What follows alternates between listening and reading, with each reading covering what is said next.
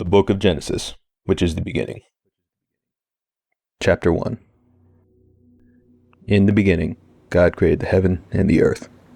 And the earth was without form and void, and darkness was upon the face of the deep. And the Spirit of God moved upon the face of the waters. And God said, "Let there be light." And there was light. And God saw the light, that it was good. And God divided the light from the darkness. And God called the light day, and the darkness he called night. And the evening and the morning were the first day.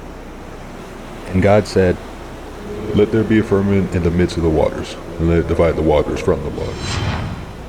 And God made the firmament, and divided the waters which were under the firmament from the waters which were above the firmament. And it was so. And God called the firmament heaven, and the evening and the morning were the second day.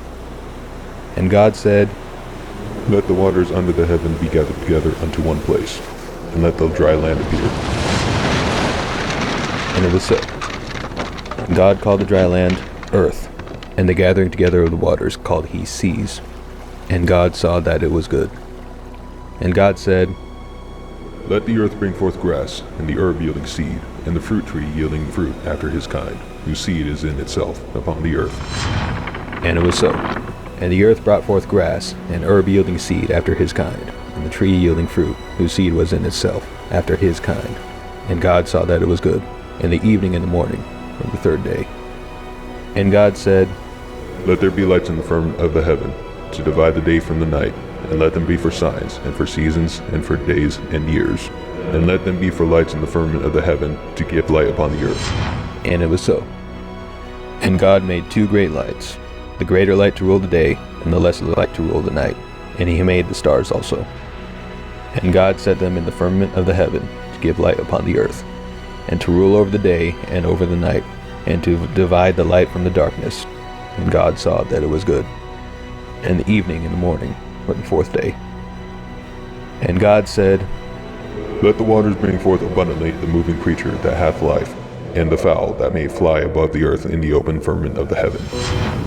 And God created great whales, and every living creature that moveth, which the waters brought forth abundantly after their kind, and every winged fowl after his kind. And God saw that it was good. And God blessed them, saying, "Be fruitful, and multiply, and fill the waters and the seas, and let fowl multiply in the earth." And the evening and the morning were the fifth day. And God said, "Let the earth bring forth the living creature after his kind, cattle, and creeping thing, and beast of the earth after his kind." And it was so. And God made the beast of the earth after his kind, and the cattle after their kind, and everything that creepeth upon the earth after his kind. And God saw that it was good. And God said, "Let us make man in our image, after our likeness. Let him have dominion over the fish of the sea, and over the fowl of the air, and over the cattle, and over all the earth, and every other creeping thing that creepeth upon the earth." So God created man in his own image. In the image of God created he him, male and female created he them. And God blessed them, and God said unto them, "Be fruitful, and multiply, and replenish the earth, and subdue it, and have dominion over the fish of the sea, over the fowl of the air, and over everything that moveth upon the earth." And God said, "Behold, I have given you every herb-bearing seed which is upon the face of all the earth, and every tree which is the fruit of the tree yielding seed. To you it shall be for meat, and to every beast of the earth, and to every fowl of the air, and everything that creepeth upon the earth, wherein there is life. I have given every green herb for meat." And it was so.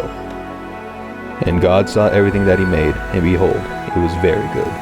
And the evening and the morning were the sixth day. Chapter 2. Thus the heavens and the earth were finished, and all the host of them.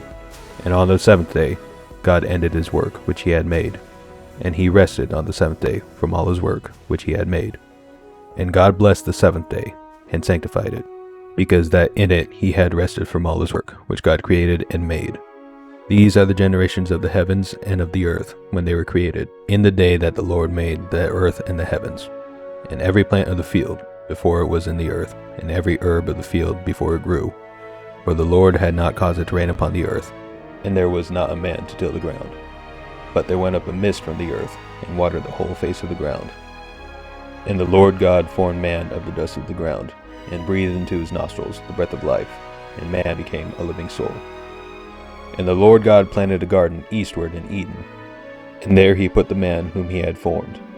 And out of the ground made the Lord God to grow every tree that is pleasant to the sight and good for food, the tree of life also in the midst of the garden, and the tree of knowledge of good and evil. And a river went out of Eden to water the garden. From thence it was parted, and became into 4 heads. The name of the first is Pison, that is which compasseth the whole land of Havilah, where there is gold. And the gold of that land is good. There is bdellium, and the onyx stone. And the name of the second river is Gihon, the same that compasseth the whole land of Ethiopia. The name of the third river is Hiddekel, that is it which goeth toward the east of Assyria. And the fourth river is Euphrates. And the Lord God took the man and put him in the garden of Eden to dress it and to keep it. And the Lord God commanded the man, saying, Of every tree of the garden thou mayest freely eat, but of the tree of the knowledge of good and evil thou shalt not eat of it. For in the day that thou eatest thereof thou shalt surely die. And the Lord God said, It is not good that the man should be alone. I will make him an helpmeet for him. And out of the ground the Lord God formed every beast of the field, and every fowl of the air, and brought them unto Adam, to see what he would call them. And whatsoever Adam called every living creature, that was the name thereof. And Adam gave names to all cattle, and to the fowl of the air, and to every beast of the field. But for Adam there was not found an helpmeet for him. And the Lord God caused a deep sleep to fall upon him, and he slept. And he took one of his ribs, and closed up the flesh instead thereof. And the rib, which the Lord God hath taken from man, made he a woman, and brought her unto the man. And Adam said, This is now bone of my bones, and flesh of my flesh. She shall be called woman, because she was taken out of man. Therefore shall a man leave his father and his mother, and shall cleave unto his wife, and they shall be one flesh. And they were both naked, the man and his wife, and were not ashamed. Chapter 3.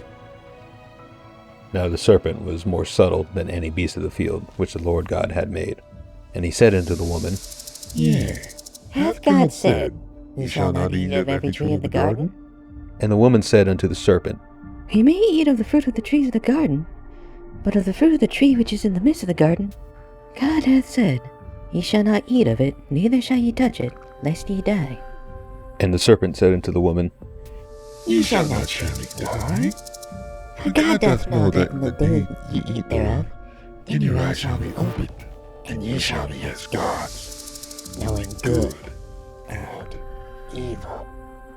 And when the woman saw that the tree was good for food, and that it was pleasant to the eyes, and a tree to be desired to make one wise, she took the fruit thereof, and did eat, and gave also unto her husband with her, and he did eat.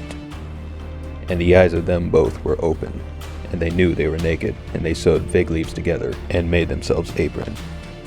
And they heard the voice of the Lord God walking in the garden of the cool of the day, and Adam and his wife hid themselves from the presence of the Lord God amongst the trees of the garden. And the Lord God called unto Adam, and said unto him, Where art thou? And he said, I heard thy voice in the garden, and I was afraid because I was naked, and I hid myself. And he said, Who told thee that thou wast naked? Hast thou eaten of the tree whereof I commanded thee that thou shouldest not eat? And the man said, The woman whom thou gavest to be with me, she gave me of the tree, and I did eat. And the Lord God said unto the woman, What is this that thou hast done? And the woman said, The serpent beguiled me, and I did eat. And the Lord God said to the serpent, Because thou hast done this, thou art cursed above all cattle, and above every beast of the field, and upon thy belly shalt thou go, and dust shalt thou eat all the days of thy life. And I will put enmity between thee and the woman, and between thy seed and her seed. It shall bruise thy head, and thou shalt bruise his heel. Unto the woman he said, I will greatly multiply thy sorrow and thy conception. In sorrow shalt thou bring forth children, and thy desire shall be to thy husband, and he shall rule over thee. And unto Adam he said, Because thou hast hearkened unto the voice of thy wife, and hast eaten of the tree which I commanded thee, saying, Thou shalt not eat of it, cursed is the ground for thy sake. In sorrow shalt thou eat of it all the days of thy life. Thorns also and thistles shall bring forth unto thee, and thou shalt eat the herb of the field. In the sweat of thy face shalt thou eat bread till thou return unto the ground.